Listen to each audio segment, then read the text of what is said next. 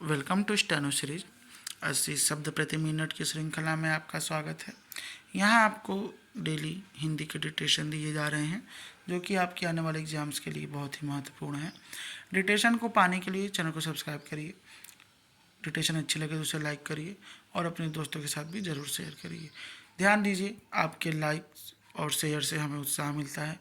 जितने ज़्यादा छात्र हमारे साथ जुड़ेंगे उतनी ही ज़्यादा हमें रुचि पैदा होगी आपको डिक्टेशन देने में, क्योंकि जब सब्सक्राइबर्स बढ़ते हैं तो हमें भी डिक्टेशन देने में अच्छा लगता है। क्योंकि इस समय 81 सब्सक्राइबर हैं, इसे 100 पहुंचाने में आप हमारी मदद करें, जिससे हम डिक्टेशन डेली अपलोड करते रहें। डिक्टेशन स्टार्ट होगी 5 सेकेंड बाद। Ready, start. बीती 31 मार्च को ईरान के इस्लामिक रिवॉल्यूशनरी गार्ड कोर ने धमकी दी कि वह ईरान पर अमेरिकी इजरायली हमलों के जवाब में 18 प्रौद्योगिकी कंपनियों को निशाना बनाएगा।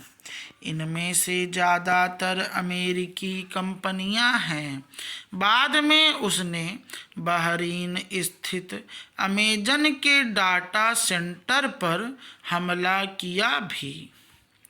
यह एहसास ही बेहद चौंकाता है कि नागरिक सैन्य जुड़ाव नेटवर्क केंद्रित युद्ध और एआई आधारित घातक हथियारों की वजह से प्रौद्योगिकी कंपनियां युद्ध में निशाना बन सकती हैं।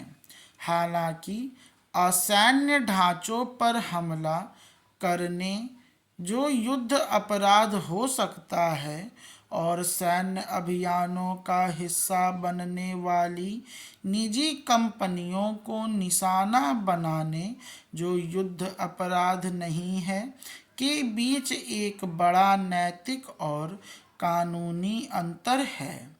अमेरिकी व इजरायली फौज ने बेशक ईरान के विश्वविद्यालयों और इस्पात संयंत्रों पर हमले किए, लेकिन उनके बारे में उन्होंने दावा किया कि वे ईरान की सैन्य क्षमता में योगदान दे रहे थे। बहुराष्ट्रीय कंपनियों को अपनी सरकारों के हाथों की कठपुतली बनना चाहिए या नहीं, यह फैसला उनके शेयर धारकों को लेना है। पर ईरान की धमकी और कार्रवाई से यही आभास होता है कि वे इस तरह के फैसलों की जद में आने से नहीं बच सकती। यहाँ भारत के लिए भी चुनौती कम नहीं है। नई दिल्ली को अपने रक्षा सुरक्षा और आर्थिक ही नहीं, ऊर्जा से जुड़े ढांचों को भी विदेशी कंपनियों पर निर्भरता से मुक्त करने के लिए व्यवस्थित रूप से कदम बढ़ाना चाहिए। बेशक यह आसान काम नहीं है, पर ऐसा करना निहायत जरूरी है। भारत के लिए अपने रक्षा खर्च को दोगुना करने की एक बड़ी वजह यह भी होनी चाहिए। साल 2024 में अमेरिका की सॉफ्टवेयर कंपनी पलांटिर के सीईओ एलेक्स कॉर्प ने अपनी किताब में कहा था कि प्रौद्योगिकी क्षेत्र का यह दायित्व है कि वह उस राष्ट्र का समर्थन करे जिसने उदय को संभव बनाया उनके विचार से सिलिकॉन वैली का अस्तित्व और सफलता अमेरिकी सरकार की देन है, इसलिए उसे वाशिंगटन के भू राजनीतिक एजेंडे का समर्थन करके इस ऐतिहासिक कर्ज को चुकाना चाहिए।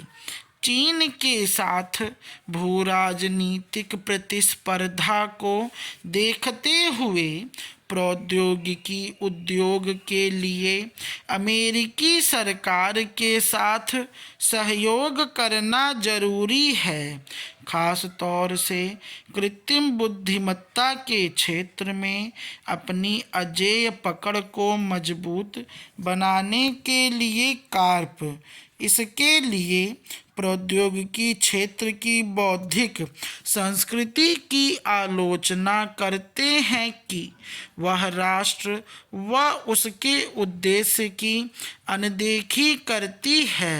वह सिलिकॉन वैली की आधुनिक पीढ़ी के नए अभिजात वर्ग के ध्वजवाहक हैं, जिसने स्थानीय राजनीतिक विकल्पों के अनुसार सफलतापूर्वक अपने व्यावसायिक हितों को ढाला है और वाशिंगटन की विदेश नीति के साथ तालमेल बनाया है। स्टॉप।